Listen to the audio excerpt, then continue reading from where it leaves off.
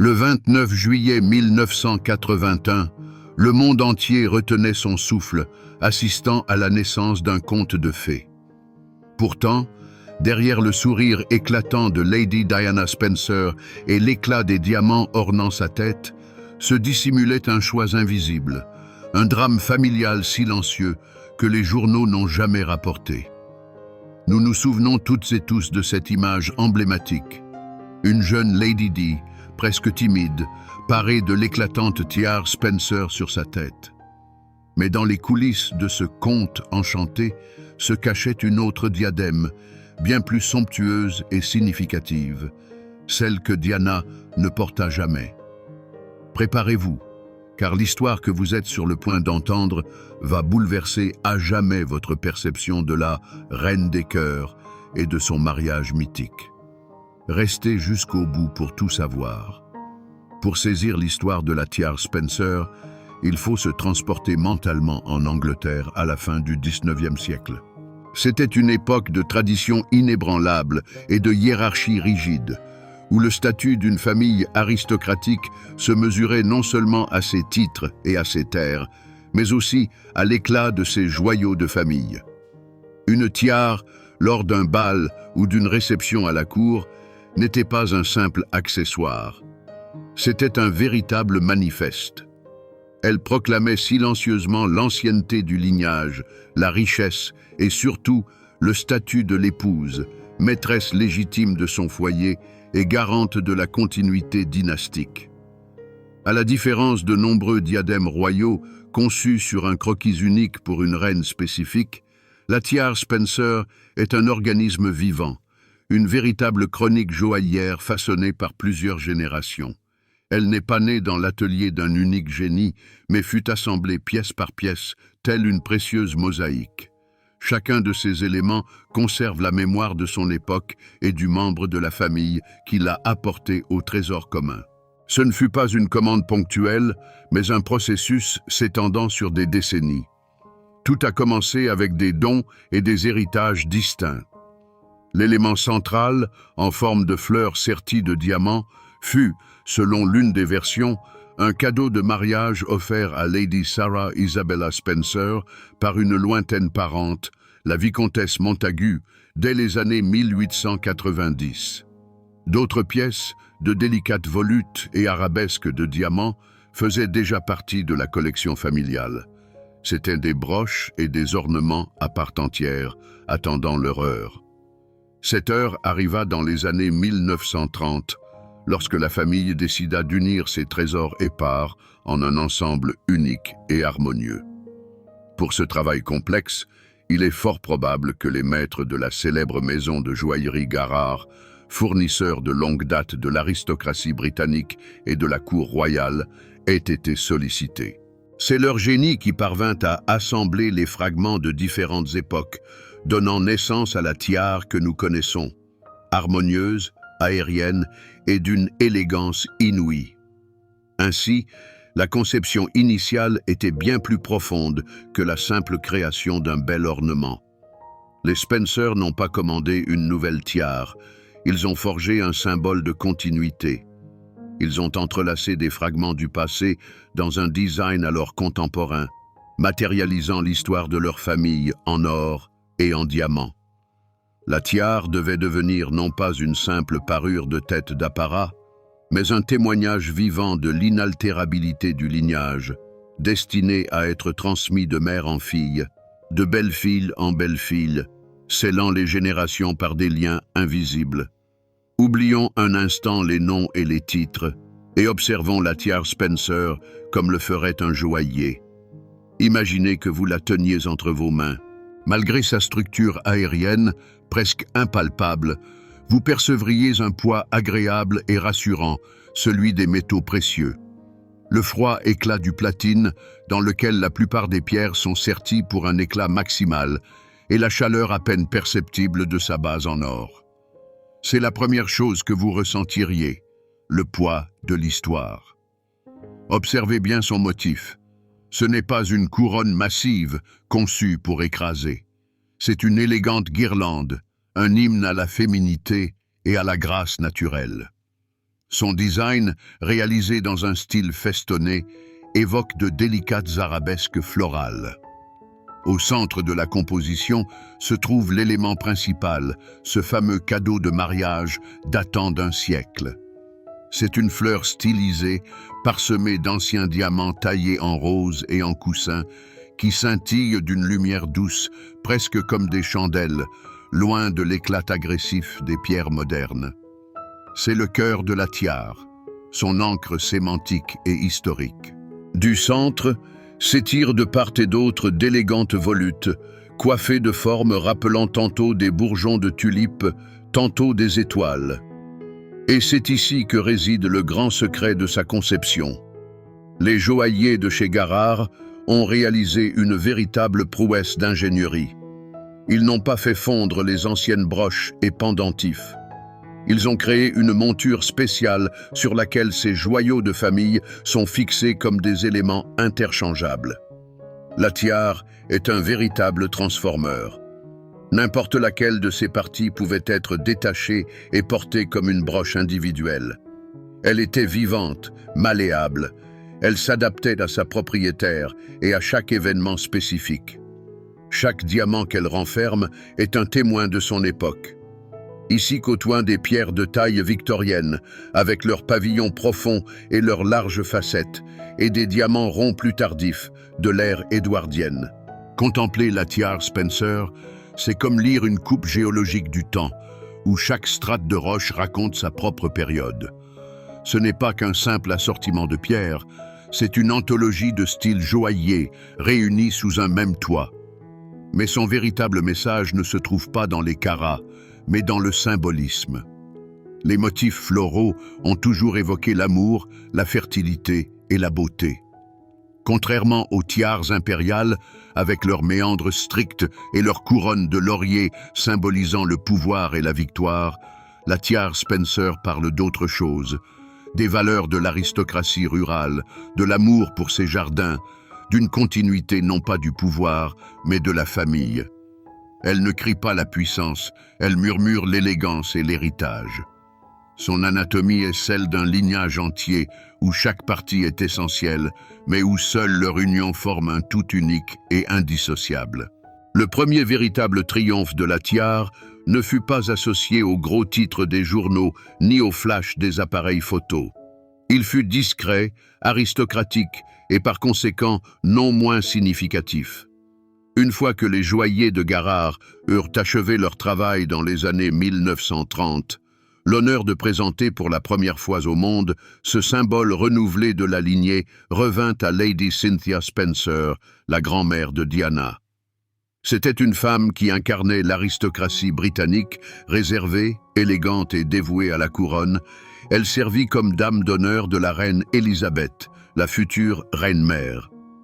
Imaginez une réception d'État au palais de Buckingham à cette époque. Les salles scintillent de cristal et de dorure, l'air est empli du bruissement de la soie et du discret cliquetis des ordres honorifiques. Et voici qu'au milieu des diadèmes massifs et impériaux appartenant à la famille royale, apparaît la comtesse Spencer. Elle porte une tiare qui semble vivante. Elle ne pèse pas de sa monumentalité, mais couronne délicatement la coiffure, comme une écume de diamants. Sa lumière, réfléchie par les milliers de bougies des lustres, était douce, raffinée. Elle attirait le regard sans l'éblouir. Dans les cercles où chaque pierre a son histoire, et où l'origine d'un ornement compte plus que son prix, l'apparition de la tiare Spencer, dans sa forme achevée, suscita un engouement particulier. Ce fut un triomphe de goût et de fierté familiale. Les connaisseurs chuchotaient sur la solution géniale des joailliers qui avaient réussi à tisser ensemble des reliques disparates. Les envieux, quant à eux, soulignaient que les Spencer avaient de nouveau affirmé leur statut en créant un chef-d'œuvre qui n'avait rien à envier aux parures royales. C'est à cet instant précis que ce simple assortiment de diamants se mua en légende. Elle devint bien plus qu'une tiare. Elle incarna une véritable déclaration d'identité. Ces lignes gracieuses ne chuchotaient pas la puissance impériale, mais l'élégance raffinée d'une aristocratie ancestrale dont la richesse ne se mesurait pas seulement aux terres, mais à une inébranlable continuité de générations. La tiare Spencer devint ainsi l'apothéose de l'image de la comtesse anglaise parfaite. À partir de ce jour, son destin était scellé. Elle devint le joyau nuptial emblématique de la famille. C'est Lady Cynthia elle-même qui instaura la tradition qui allait rendre cette tiare culte. Des décennies plus tard, bien avant que le monde ne découvre Diana, ce même diadème allait parer les têtes de ses sœurs aînées, Lady Sarah et Lady Jane, le jour de leurs noces. Ce premier triomphe se mua en un véritable rituel familial, préparant la scène pour l'apparition la plus éclatante de la tiare dans toute son histoire. Puis vint ce jour mémorable, le 29 juillet 1981. Le poids écrasant des traditions royales reposait sur les épaules d'une jeune femme de 20 ans. En sa qualité de future princesse de Galles, le protocole lui destinait une tiare provenant des trésors de la reine elle-même. Élisabeth II proposa à sa belle-fille la célèbre tiare des nœuds d'amour de Cambridge, une relique d'une valeur inestimable et d'une portée symbolique immense. Mais Diana, dans ce qui fut peut-être sa première et plus cruciale décision en tant que membre de la famille royale, déclina poliment l'offre. Son choix se porta sur la tiare Spencer. Ce ne fut pas un simple acte de choix, mais une discrète déclaration d'indépendance. En optant pour ce joyau familial, elle signala au monde entier qu'elle n'entrait pas dans la maison royale en quémandeuse, mais en tant que représentante de l'une des plus anciennes lignées aristocratiques d'Angleterre. Elle demeurait une Spencer. De plus, la tiare, familière depuis son enfance, était considérablement plus légère et plus confortable que le lourd diadème royal. Et en ce jour émouvant, Diana n'avait pas besoin d'un symbole de pouvoir, mais d'une parcelle de chez elle, de quelque chose de familier et de rassurant. Pour Diana, elle était bien plus qu'un trésor. Elle devint son talisman personnel. Dans l'univers rigide et étranger du protocole de cour, où chaque pas et chaque mot étaient sous une surveillance constante, la tiare Spencer était son ancre, son lien avec sa vie passée et libre, avec son père et ses sœurs. Quand elle la portait, elle n'arborait pas de simples diamants, mais la protection et la mémoire de son lignage. Ce bijou était son bouclier personnel, tissé de lumière et de fierté ancestrale. C'est entre les mains de Diana que la tiare connut son âge d'or absolu. Elle devint une partie indissociable de son image, sa signature emblématique sur la scène mondiale. Elle scintilla sur sa tête lors des réceptions d'État en Australie, au Canada, en Nouvelle-Zélande, devenant le symbole du nouveau visage, jeune et moderne, de la monarchie britannique. Les journaux du monde entier publièrent des photographies où la légère guirlande florale encadrait parfaitement sa célèbre coupe de cheveux et soulignait l'éclat de ses yeux. D'autres tiares, plus officielles, qu'elle porta par la suite, furent toujours perçues comme faisant partie d'un uniforme, comme des accessoires pour son rôle de princesse de Galles. Mais la tiare Spencer était sa propriété, le prolongement de sa personnalité. Elle la portait avec une grâce particulière, décontractée, comme si c'était la parure la plus naturelle du monde. Elle ne se contentait pas de porter la tiare, elle l'anima, l'emplissant de son énergie et de son charisme. Durant cette période, le bijou et sa propriétaire fusionnèrent en une image unique et indissociable. Il était désormais impossible d'imaginer Diana sans sa tiare, ni la tiare sans Diana. Elle cessa d'être une simple relique familiale des Spencer. Elle devint la tiare de la princesse Diana, symbole de contes de fées, d'amour et d'espoir pour des millions de personnes à travers le monde. C'est entre les mains de cette icône de style et d'humanité que la tiare atteignit le sommet de sa gloire, devenant ainsi immortelle. Cependant, derrière l'éclat des projecteurs et l'enthousiasme de la foule, des ombres se profilaient. Le diadème, emblème d'un conte de fées, se transforma en réalité en témoin silencieux de son effondrement. Il coiffait la tête de Diana non seulement lors de ses triomphes, mais aussi ces soirs où, de retour au palais, la princesse se retrouvait seule face à sa solitude. Chaque fois qu'elle le retirait, les diamants froids demeuraient les gardiens muets de ses larmes et de ses désillusions. Ce contraste saisissant entre une image publique rayonnante et une vie intime tragique devint la première et la plus profonde des ombres à voiler ce joyau. Pourtant, le secret le mieux gardé du trésor familial des Spencer, cette énigme que nous vous avions promise dès l'introduction, réside en ceci. Le célèbre diadème de Diana possédait une sœur jumelle. Point de mythe, point de légende. Il s'agit d'un fait avéré, documenté, mais presque effacé de la mémoire collective par l'éclat aveuglant de la gloire de la princesse de Galles. Dans l'ombre demeura un autre diadème Spencer, plus ancien et plus imposant, connu sous le nom de chèvrefeuille. Ce second diadème, créé vers les années 1880, représentait un magnifique exemple de l'art joaillier victorien. Un entrelac sophistiqué de volutes et de feuilles de chèvrefeuille en diamant était surmonté de perles imposantes. Il était plus formel, plus lourd et peut-être plus royal que celui que Diana choisit. Il fut porté par Charlotte Spencer, l'épouse du 5e comte, puis par Cynthia, la grand-mère de Diana, avant qu'un diadème floral plus léger ne soit assemblé. Mais pourquoi Diana renonça-t-elle à ce somptueux trésor? La version officielle invoque une affaire de goût personnel et de confort. Pourtant, dans les cercles aristocratiques, on murmurait autre chose. Le choix de Diana ne fut pas une simple question de style. Ce fut une délibération entre le passé et l'avenir. Le diadème chèvrefeuille incarnait la vieille Angleterre victorienne, sa rigueur et son conformisme. La légère guirlande florale, en revanche, symbolisait une ère nouvelle, plus libre et plus humaine. Peut-être, intuitivement, Diana choisit-elle le bijou qui correspondait non pas à son statut, mais à son âme.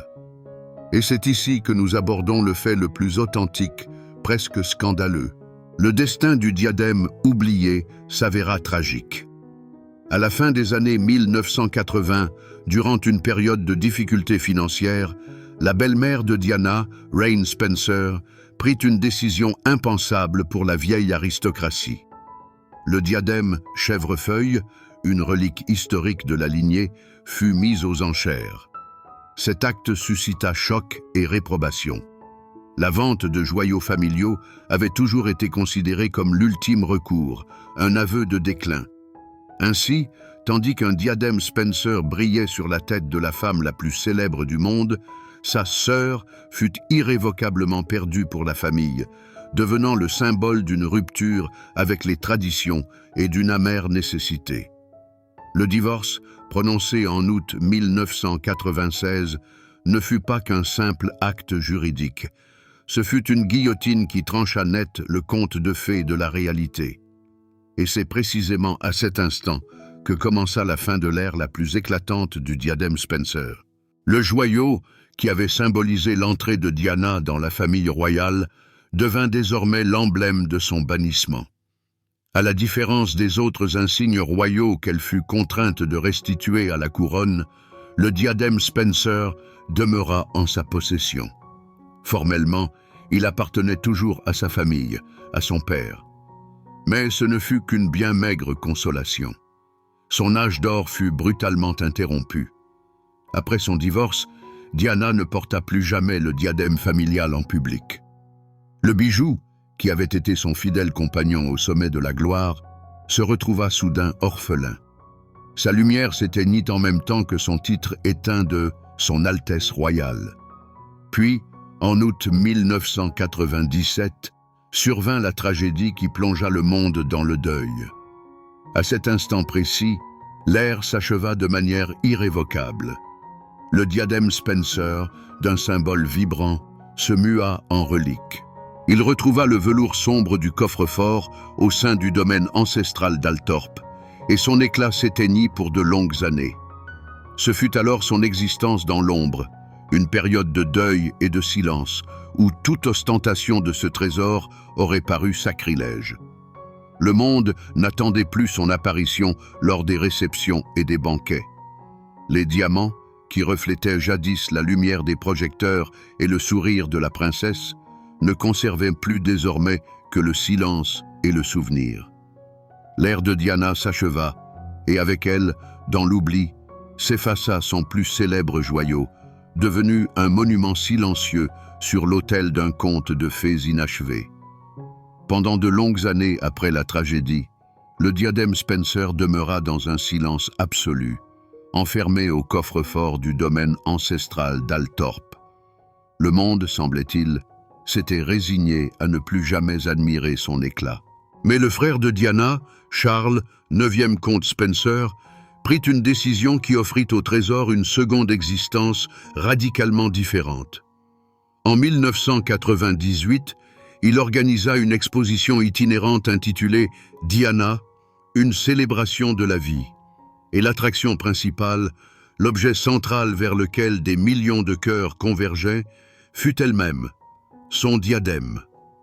Ce fut sa seconde naissance, mais sous une toute autre nature. Le bijou quitta le velours du coffret familial, non pas pour orner une coiffure de bal, mais pour se présenter au monde sous une vitrine blindée, telle une relique sacrée. Pour la première fois de son histoire, elle devint l'objet non plus d'une admiration mondaine, mais d'un pèlerinage silencieux et empreint de tristesse.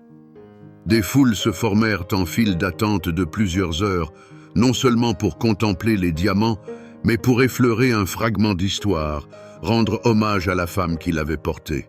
Une métamorphose saisissante s'opéra. D'accessoires vivants et dynamiques, jouant avec la lumière à chaque mouvement de la tête de la princesse, le diadème se transforma en un artefact figé. Son éclat acquit une autre nature, froide, distante, mélancolique. Si elle fut jadis le symbole d'un conte de fées bien réel, elle était désormais le monument d'une vie tragiquement interrompue. Sa nouvelle lecture était dénuée de joie et d'espoir. Elle évoquait à présent la perte, la mémoire et la fragilité du destin humain, même sous l'éclat des plus somptueux joyaux. Ce nouveau statut propulsa sa valeur dans la stratosphère. Désormais, sa valeur ne se mesurait plus au poids des diamants ni au prestige de la maison de joaillerie Garrard. Sa valeur primordiale, sa provenance, était inestimable. Aucune maison de vente aux enchères au monde n'aurait pu évaluer adéquatement un objet si indissolublement lié à l'image et au destin de la Reine des Cœurs. Elle devint un trésor national, bien que demeurant une propriété privée. Pourtant, le diadème ne devint pas un objet de musée définitif. En 2018, puis en 2022, elle scintilla de nouveau lors des mariages des nièces de Diana, Lady Celia McCorquodale et Lady Amelia Spencer. Ce geste démontra que, malgré son statut iconique, elle demeurait bien vivante en tant que relique familiale. Elle retrouva son rôle initial, parer les mariés de la lignée Spencer. Ce fut un retour triomphal, bien que discret, sur le devant de la scène, prouvant que l'histoire perdure et que l'éclat du diadème, même assombri par l'ombre du passé, ne s'éteindra jamais. Mais où se trouve-t-elle à présent? Dans le trésor de la Tour de Londres? Dans le coffre-fort de Buckingham Palace? Non. Le destin du diadème Spencer est aussi singulier que son histoire. Aujourd'hui, son gardien officiel est Charles Spencer, 9e comte et frère biologique de Diana. Et sa demeure est le domaine ancestral d'Altorp, loin de l'agitation londonienne. Elle n'appartient ni à l'État, ni à la couronne. Elle demeure une propriété privée, une relique familiale dont la renommée a depuis longtemps transcendé les limites d'une seule famille. Et c'est là que réside son principal paradoxe. De jure, c'est un bijou privé. De facto, C'est un patrimoine culturel mondial. Elle a atteint ce statut où un objet cesse d'être une simple chose pour devenir un artefact. Il est désormais impossible de la percevoir comme un simple accessoire à porter pour une soirée. Chacune de ces apparitions est un événement, imprégné de sens historique et émotionnel. Et même si les mariages des nièces de Diana ont montré qu'elle remplit encore sa fonction familiale, ce ne sont que des exceptions confirmant la règle. Le diadème Spencer est avant tout une pièce d'exposition. Toute discussion sur sa valeur se heurte inévitablement au mot « inestimable ». Bien sûr, elle possède une valeur matérielle, de magnifiques diamants taillés à l'ancienne, du platine, le travail de filigrane des maîtres de la maison de joaillerie Garrard. À cela s'ajoute une immense valeur historique, la saga séculaire de l'une des familles les plus illustres d'Angleterre, immortalisée dans le métal. Mais tout cela pâlit devant le facteur principal qui la transforme en un trésor d'envergure planétaire. C'est sa provenance, son lien indissoluble avec Diana, princesse de Galles. L'évaluer en argent, ce serait comme tenter d'estimer la Joconde ou un autographe de Shakespeare.